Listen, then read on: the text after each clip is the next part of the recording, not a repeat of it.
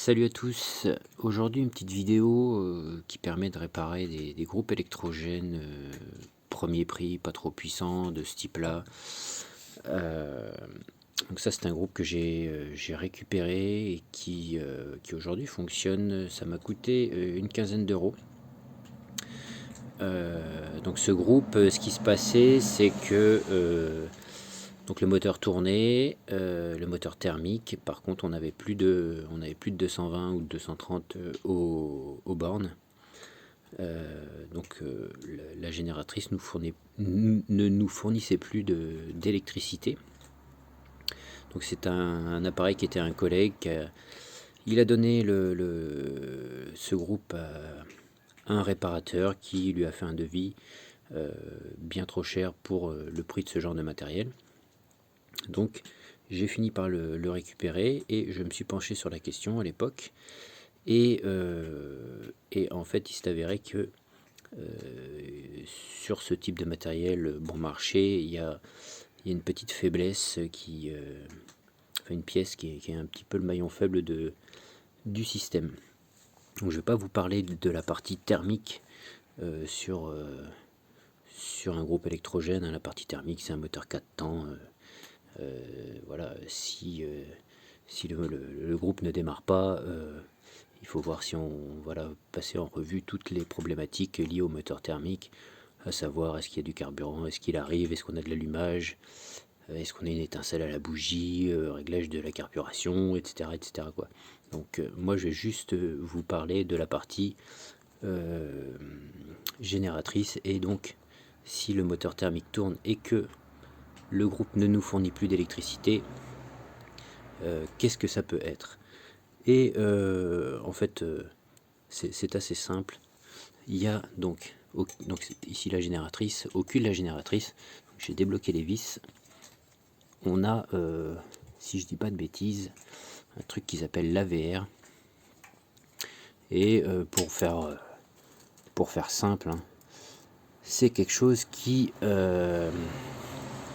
régule la sortie de la génératrice et permet d'avoir régule et réinjecte, je crois, hein, un peu de courant pour avoir du 230 volts. Enfin bon, je fais ça un petit peu dans les grandes lignes, mais bref, c'est un boîtier électronique moulé, donc on peut pas voir ce qu'il y a dedans, et souvent c'est ça qui lâche. Et le boîtier en question, c'est celui-ci.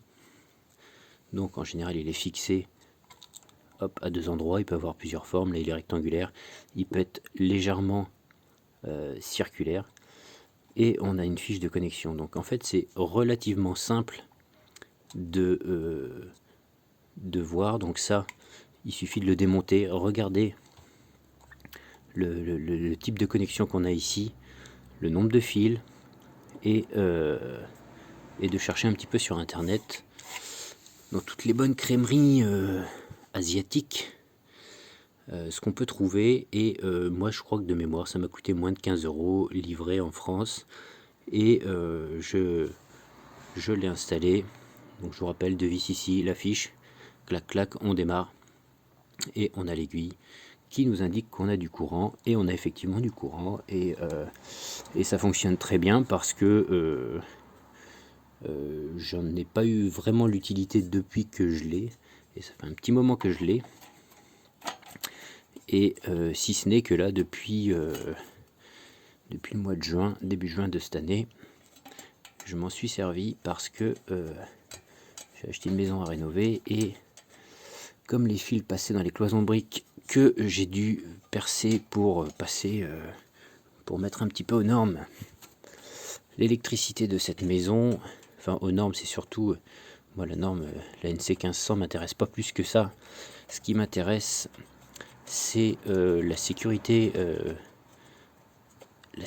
des hommes, enfin des personnes vivant sous le toit qui m'intéresse. Donc moi qui ai 2 prises ou 25 dans une chambre, ça m'importe peu. Ce qui m'importe, c'est quand il y a un défaut, et ben c'est pas le bonhomme qui prend la bourre. Voilà, donc si vous avez un groupe électrogène de ce type-là, là, de 3000 watts, d'entrée de gamme, pas trop cher, souvent, ce boîtier flanche et on arrive à en trouver assez facilement. Voilà, donc j'espère que ça aura pu t'aider. N'hésite pas à t'abonner, je crois que c'est la première fois que je le demande. Et à me mettre un petit pouce, et puis je te dis à la prochaine pour une nouvelle vidéo. Salut!